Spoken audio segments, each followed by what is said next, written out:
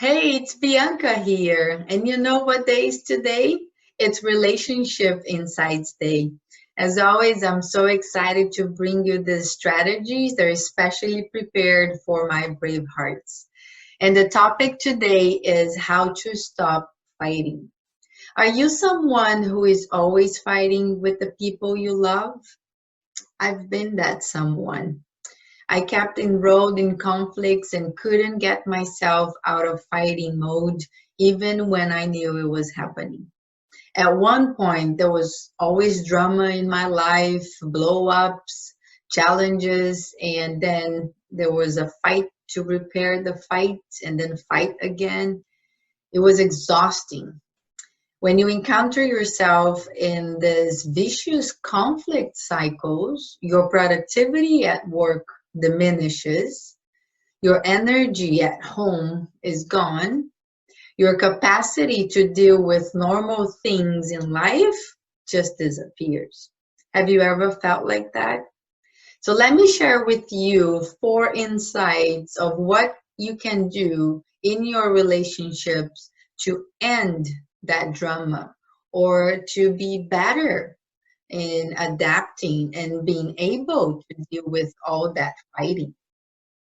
To turn unhealthy relationships into peaceful, loving, understanding partnerships, the first insight is to realize you can get out of this never ending fighting cycles. But how do you do that? You need to know what's going on in your life. What are you feeling in the moment? What are the stresses that you have in your life? Stress, fatigue, overwhelm, they all show up in relationships as an argument. What you may not realize is that the things that usually don't bother you, they bother you when you're tired. In times like that, especially the ones that we are living right now in the world, when there is so much in our plates with extra fear, concerns, doubts on top of our normal obligations and responsibilities, the best advice I can give you is to learn to identify what are your feelings in the moment. When life hits you, the first thing that gets out of balance is your physiology. When your physical body is off, you carry more stress, and sometimes for months and years. And at one point, that bucket load of stress will spill over into your relationships. You keep carrying stress to keep doing things that are survival. There is mental fatigue and physical exhaustion.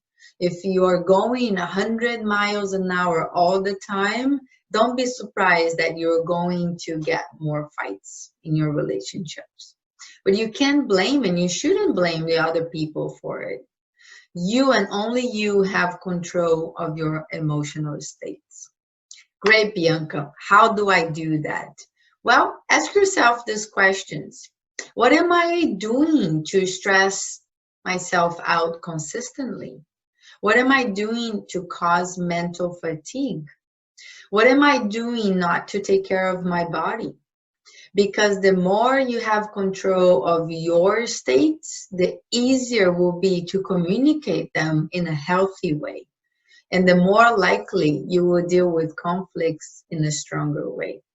Ask yourself are the questions, what am I feeling right now, for example? The answer might be, I'm frustrated. I'm frustrated about this, I'm frustrated about that. Then ask, what would be a better way or a more productive way to handle this? What feelings do I want to feel instead that will make me handle the situation better? Isn't it true when we feel crap, we treat other people like crap? So the first insight is know what's stressing you out and get a hold of your emotional states. Stress makes you mentally fatigued and overwhelmed, right? And if you don't take care of yourself, you then start eating things that harm your body and you start not taking care of yourself, right? And that hurt your body over and over again. If you keep going without taking care of you and what's stressing you out, at one point you're going to get chronic stress and chronic fatigue. And I don't use that word lightly. I'm well educated about what it means in terms of psychology and physiology. It's real. I don't want you to get to that point. So if you are already there, please take care of yourself. And if you feel like you're heading there, be aware of what's going on. A lot of your fights are coming from how you feel in the moment. Things you've been dragging along with you for a long time. And only you can recognize that. And the fastest you get yourself in a bad emotional state, the fastest you be more efficiently in how to deal with the storm. The second insight is to know what pisses you off. What are your emotional triggers? Sometimes the other people are just having a conversation with you. Somebody can say something so simple and easy. What's the big deal? Some people may ask you, but it throws you into a rage because it's a trigger for you. You need to know all of them and share them with your partner. What makes you mad? When you share it, remember it's not your partner's responsibility to avoid them. It's ultimately your responsibility to communicate these triggers when you feel them so your partner can be aware and learn to work with you. Another topic that I work with my clients on the second course of your New Love Life program is to discover what are these triggers that can take you from having a great day to all of a sudden something very tiny happens and damn, it's a huge fight. Have you ever done that in a relationship and then ask your question, why are we fighting about this? Have you ever had that hour-long fight and felt so stupid afterwards? You did it because both of you are unclear about each other's emotional triggers. They are trapped. And I've worked with a client, for example, that she felt ignored when she was a kid because after her parents divorced, the father remarried, and the attention went to build a relationship with the new wife. And there were kids in the house. She felt ignored. And when someone ignores, or there was a perception of someone ignoring her, she loses her cool and lashes out. That was the behavior pattern, right? A couple that I've worked with in the past, the wife grew up in a family where interruption was allowed. And when she interrupted her husband, he was not used to interruptions growing up. For her, it was a natural style of argument. But for him, it was like, how dare you interrupt me? The trigger was an eruption. He felt disrespected, and then it became about that instead of what the original topic of what they were fighting in the beginning. A tone can be a trigger. A certain topic can be a trigger. You need to know what these triggers are for you and your partner. For me, there were vivid moments growing up where I felt not seen or heard. And physical safety was an issue because I'm from Rio in Brazil, and crime is a constant factor in our lives. So when I was going through all my certificate training to become a relationship coach, I learned that these three things are the primary needs of a woman in a feminine energy: safe, seen, and heard. In that moment, I felt an emotional release because I was like, hallelujah, I am not crazy. And all the emotions that I feel when I'm not seen or heard, when I feel my heart is not safe in a relationship with another person. These are emotional triggers for me. And in the past, my behavior pattern, I used to cry, sometimes uncontrollably, attach many unproductive meanings, and raise my voice in attempt to feel seen and heard. Well, that's not very productive when you're a grown-up woman, is it? At one point, I knew I had an unproductive response to these triggers. I learned them. I worked through past traumas, and when in certain conversations or arguments that I don't feel seen or heard, now I'm capable of expressing my feelings elegantly and effectively. We get to understand one another in the moment and resolve the issue at hand because we, in a relationship, my partner and I, are capable of expressing these triggers. We know each other's triggers, right? But then, even when you know your triggers, you know what's happening in your life, you know what you're feeling, you know the stresses that you're going through, and your partner is still on the venting mode, what do you do in these situations, Bianca? Even for me, I practice this third insight. You have to teach yourself to breathe. When the triggers happen, when something hits and someone engages you in a fight, your job is to learn to leave the judgment, need to be right, to make a point, everything out the window. Because when you're triggered and your emotions get high, your intellect go low. It's like a pressure cooker. When it's full and it's about to burst, what happens?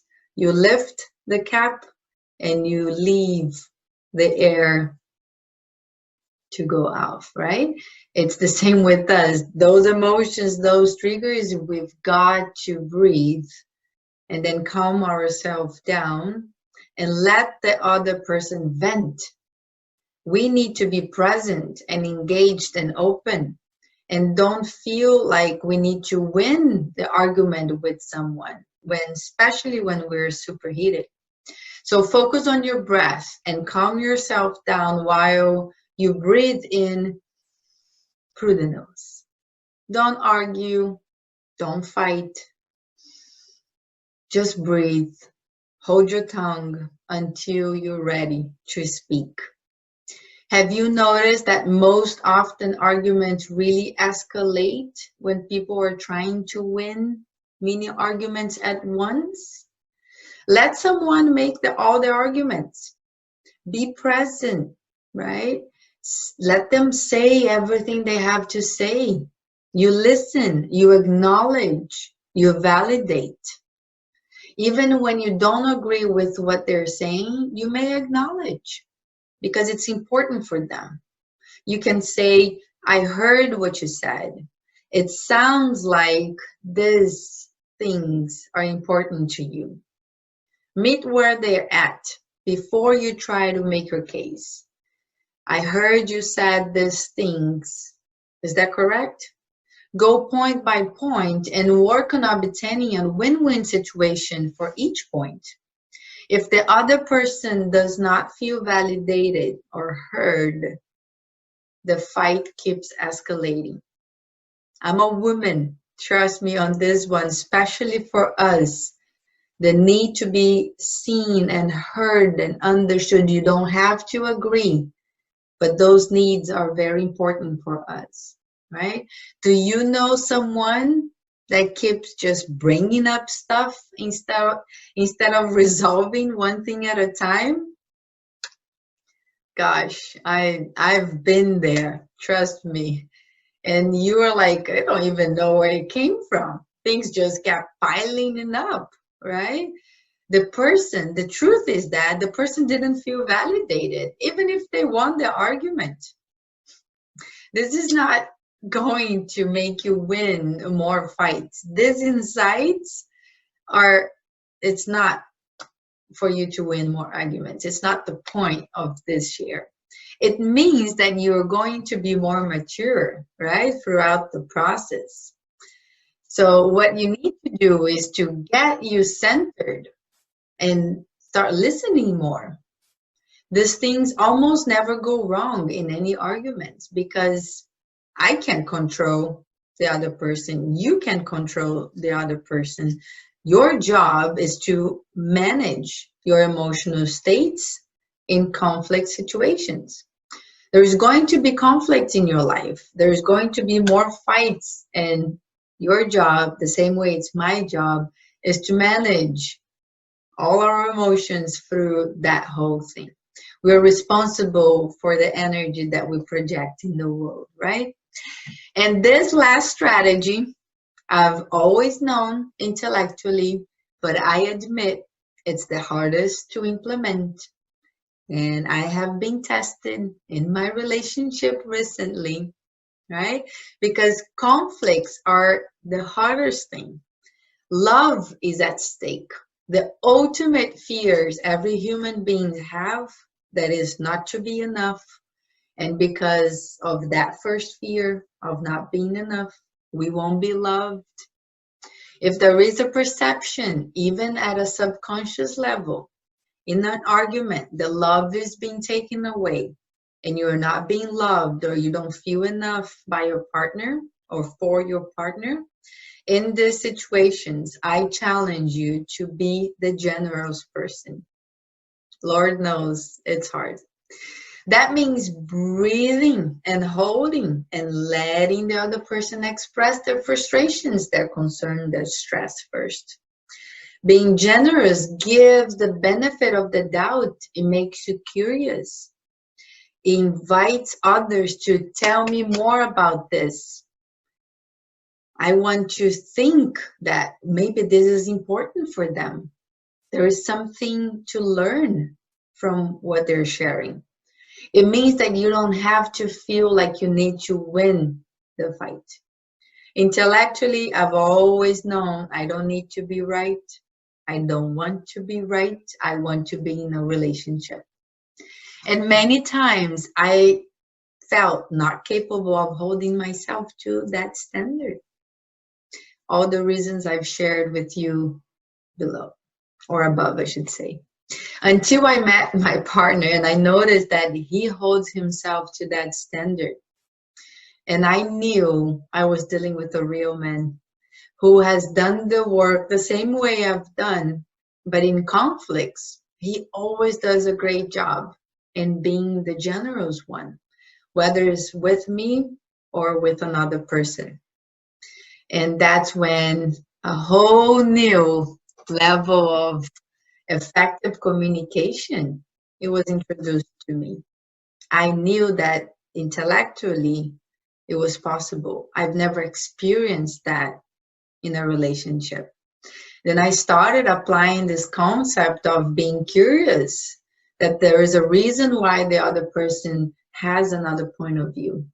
I'm generous now with others. I give them what they need. I'm generous with the person by letting them go first, by understanding that this might be important to them, even when it's not important to me. I'm telling you, I can't always say I get this right all the time. In fact, if my partner was here, he would tell you I screw up more times than not. But you know what? I'm a passionate woman. So in an argument, I'm very passionate. I can be very intense. I'm fired up. I suck to be in an argument with. But when the person allows me to have my own style and I have the responsibility of taking control of my emotions, it becomes less about the conflict style and it becomes more about what are we trying to figure out together. Because real fights tend to end faster when both people realize we are in this together. We have different styles and we need to work on the problem together, right? With our different styles. I know this is tough. There is a lot of relationships out there that the real conflicts and fights that can be abusive, emotionally, verbally, and other kinds of abuse. That needs to be taken care of seriously with a professional. But the whole point of this video is to remind us all that Other people have their own opinions, style, real stress, and triggers. If we engage with them in a generous way that values the relationship more than any person being completely right, because we never are completely right. And you're being generous by meeting the other person in the middle for caring and respecting each other, you will be able to improve the fights that you have in your life. So let's recap real quick the 4 insights. 1, eliminate the ongoing stress. If you have fatigue and you feel overwhelmed in your life, take care of your problems and stress. Be open and honest about what are you feeling, not only with your loved ones, but with yourself as well. Once you are aware of and being proactive about how you're feeling internally, and your thoughts affect your external actors with others, you will start noticing what is important for you to get a hold of, and less fighting will happen in your relationships. The second insight, know your triggers. Know your triggers. It's not about the responsibility to put in your partner to avoid all of your triggers all the time. But the more you share, the more they will learn, and then they work with you through them. But even more importantly, you need to be aware of what are your triggers for you, right? It's your responsibility, because if you don't have control of your triggers and your emotional states, the possibility of conflict will always be looming over that relationship. Third insight, breathe. Be intentional with your language. During an argument, allow yourself time to internally understand what's going on and make thoughtful choices during an argument, right? You and your partner will feel validated and will leave the conversation feeling heard, and it will shift from destructive to constructive conversations. And the fourth insight was be the generous one. Give the other person the benefit of the doubt, right? And acknowledge that there is a reason why the other person has a different viewpoint. Be someone who understands that we all have our fears, our triggers, communication styles, and we all bring that into conflicts, right, within our relationships. But when we tackle them together, it's character defining. When you realize that by solving a conflict means work together with your partner towards a common goal versus proving yourself right, is that when you really start to receive more value, more love, and that healthy relationship arises. I hope you enjoyed these insights today. As always, unleash your brave heart and start enjoying your new love life today. Until next time, love fearlessly and live powerfully.